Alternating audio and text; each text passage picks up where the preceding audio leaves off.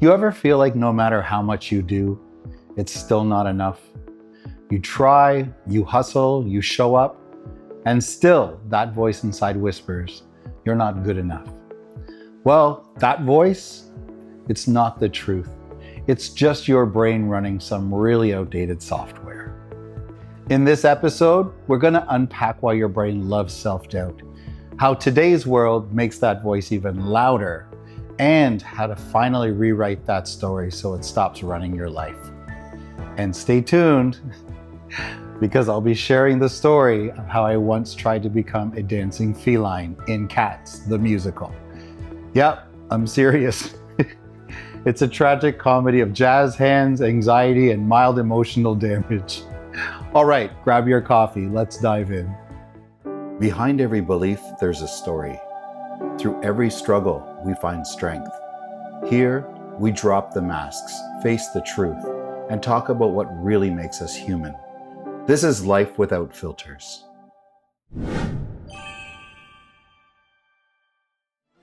Here's the thing, your brain, it's basically running on Windows 95 while the rest of you is trying to stream Netflix in 4K.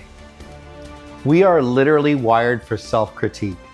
And it's not because the universe hates you, it's because thousands of years ago, self-doubt actually kept us alive. Picture this, your ancestor hears a rustle in the bushes. Their brain says, that's probably a lion, and they back away. They live. The one who thought, it's probably the wind. Well, let's just say they didn't exactly pass down their genes. That's what scientists call the negativity bias.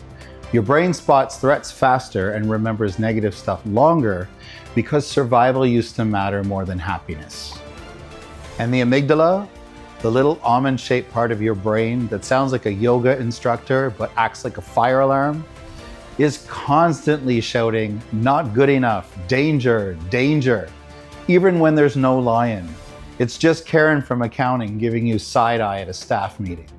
So if one bad comment online ruins your day, while 99 nice ones disappear into the void, blame evolution. Your brain was built to protect you, not help you thrive in a world full of Instagram reels and performance reviews. Coming up next, let me tell you about a time my own brain went full caveman panic mode and how I learned that even when your confidence trips, you can still show up and dance anyway. So picture this, dance school. One of my teachers, not just any teacher, but the teacher, tells me I should audition for Cats, the musical. Yeah, Cats. I was flattered, which is code for internally spiraling, because the same teacher was one of the judges. So my brain's like, this is my moment. And also, this is how I die. Then it begins, the demolition derby of thoughts. You're not good enough. Other dancers are better. What if you fall? What if they laugh? It felt like a hurricane in my body.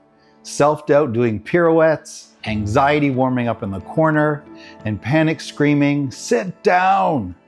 But eventually I said, fine, I'll do it. I walk into the audition, dancers everywhere, all perfect posture, high kicks, and oh so many jazz hands. Meanwhile, I'm trying to remember choreography while also arguing with myself in my head. You've got this. No, you don't. Yes, you do. Shut up and dance. Spoiler, I didn't get the part. But I got something even better. I proved that you can doubt yourself completely and still do the thing anyway.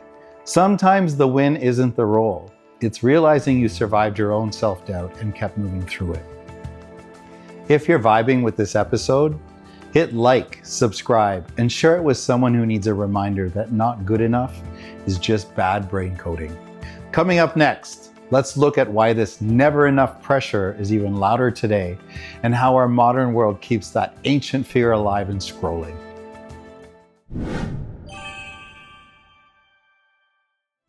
Fast forward to today, no lions, no tigers, just filters and comparison overload. We've traded predators for perfection. And now we're constantly being hunted by other people's highlight reels. Every time you open Instagram or TikTok, it's everyone else's best moments on repeat. That girl from high school, she's now a fitness influencer, a CEO, and apparently a professional sourdough baker. Meanwhile, you're in your sweatpants Googling, how can I boil an egg?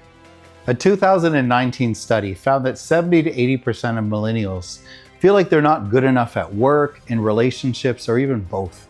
And perfectionism, it's directly linked to higher anxiety, depression, and burnout.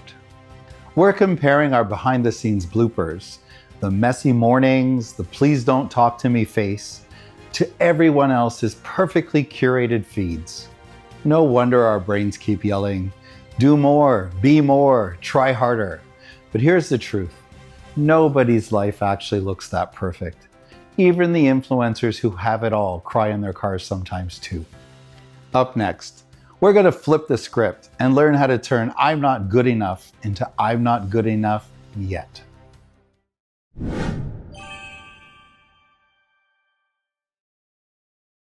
All right, time to change the story. Instead of saying I'm not good enough, add one powerful little word, yet.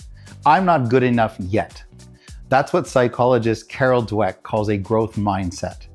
The belief that confidence, skill, and self-worth are built, not things you're born with. It shifts I can't into I'm learning. It turns I'm failing into I'm growing. And here's how you can start retraining your brain. Start a not yet journal. Every time you think, I'm not good at this, write down, I'm not good at this yet. Say one kind thing about yourself every single morning. Yes, out loud. Even if your dog gives you judgmental eyes. Celebrate the try, even if it wasn't perfect. Celebrate the fact that you showed up, because progress always beats perfection. And before long, your brain stops screaming never enough and starts saying, okay, maybe we've got this. Coming up next, I'll show you one simple nightly habit that rewires your brain to actually see your progress and end every day feeling like you did enough. It's time for the Mindset Makeover. Here's your mental wellness tool for the week, the 3 wins list. Every night before bed, write down 3 things that you did well, no matter how small. Brushed your teeth? Win. Didn't yell at your kids when they spilled the juice? Huge win. Finally replied to that email you've been avoiding? Pop the champagne. You're teaching your brain to notice what's working instead of what's missing. And in time, you start seeing progress instead of problems, effort instead of errors, and growth instead of guilt. That's when you move from surviving to thriving, from never enough to I am enough. Hey, before you go, don't just get through the day. Own it, shape it, live it. And if it's not great yet, you've got the power to change it. Start small, start now, because the shift happens the moment you decide you deserve better. This is life without filters, and that's the vibe. And if you or someone you know constantly feels not good enough, know that it's not a life sentence. It's a story that can be rewritten. I help people turn that inner critic into a coach, not a bully. And I'd love to help you do the same. DM me on Instagram at Derick H Coaching, and let's get you feeling capable, confident, and enough, just as you are.